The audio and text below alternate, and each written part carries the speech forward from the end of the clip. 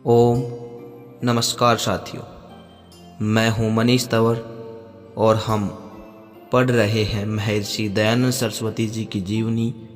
और पिछली वीडियो में हमने पढ़ा कि किस तरह उनके अंदर वैराग्य का उदय हुआ।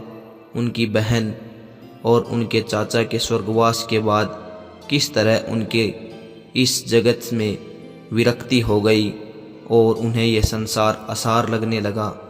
और अब आगे हम पढ़ेंगे कि उनके वैवाहिक बंधन की तैयारी कैसे उनके माता पिता करने लगे। परिणाम स्वरूप उसका यह विचार माता पिता तक पहुंच गया। वे सतर्क हो गए। घर में रखने के लिए विवाह के बंधन से अच्छा और कोई उपाय उन्हें नहीं सूझा। इस कार्य में उन्होंने विलंब नहीं किया। उसके योग्य कन्या तलाश कर ली गई। 20वें वर्ष में मूलशंकर का विवाह कर देने का निश्चय हो गया। उसने यह समाचार सुना तो उसके पैरों तले की जमीन खिसक गई। वह चिंतित हो उठा क्योंकि गृहस्थ के बंधन में वह बंधना नहीं चाहता था। अतः उपाय विचार कर उसने पिता से कहा, मैं काशी जाकर वैद्यक, व्याकरण और ज्योतिष आदि ग्रंथ पढ़ना चाहता हूँ। शिक्षित होकर विवाह करना ठीक होगा।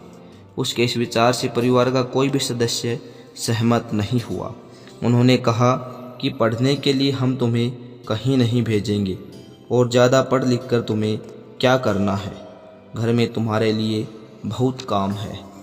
यह सुनकर मूलशंकर ने अब घर में ठहरना उचित नहीं समझा। अतः उसने अपने ग्राम से 3 कोस दूर अपनी ही जमींदारी में रह रहे एक विद्वान पंडित से पढ़ने की आज्ञा पिता से प्राप्त कर ली और वह उसी गांव में रहने लगा। वैराग्य का विचार दृढ़ होता जा रहा था। इस कारण उस गांव के निवासियों के सामने भी उसने अपनी इच्छा प्रकट कर दी। उससे उसका यह विचार उसके परिवारजनों तक पहुंच गया और उन्होंने तुरंत मूलशंकर को वापस बुला लिया। इस समय उनकी अवस्था 21 वर्ष की थी तथा विवाह की तैयारियां आरंभ कर दी गई थी। वस्त्राभूषणों की खरीदारी आरंभ हुई। घर को सजाया जाने लगा। प्रसन्नता के मारे माता के पैर धरती पर न पड़ते थे। पिता अति व्यस्त थे, दौड़ दौड़ कर सारी व्यवस्था देख रहे थे। पूरा टंकारा गांव ही इस विवाह उत्सव को देखने के लिए उत्साही था। परंतु इधर मूलशंकर के मन में विचारों का तूफान उठ खड़ा हुआ। वह गृहस्थी के बंधन से सदा के लिए छूटना चाहता था। उसके विचार में ऐसा किए बिना योग सिद्धि संभव नहीं थी और योग सिद्धि के बिना मोक्ष का मार्ग प्रशस्त नहीं हो सकता था। जिसे प्राप्त करना उसने तय कर लिया था। वह मृत्यु पर विजय प्राप्त करना चाहता था। ओम नमस्कार साथियों, अगली वीडियो में पढ़ेंगे आगे का भाग। तब तक के लिए ओम।